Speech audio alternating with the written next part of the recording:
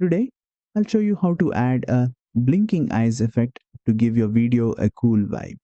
First, import your footage into the timeline. Now, head over to the effects panel and search for blinking eyes. This effect creates a cool eye blinking animation that works perfectly for video edits. Drag and drop the effect onto your clip and you'll instantly see the animated eyes appear.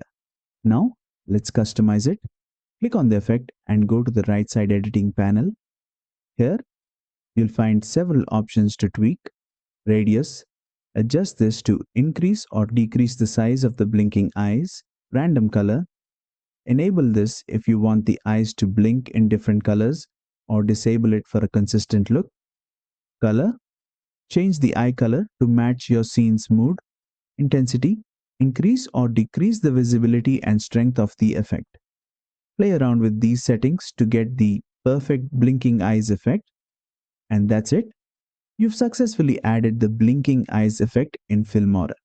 If you found this tutorial helpful, don't forget to like, share and subscribe for more quick Filmora tips.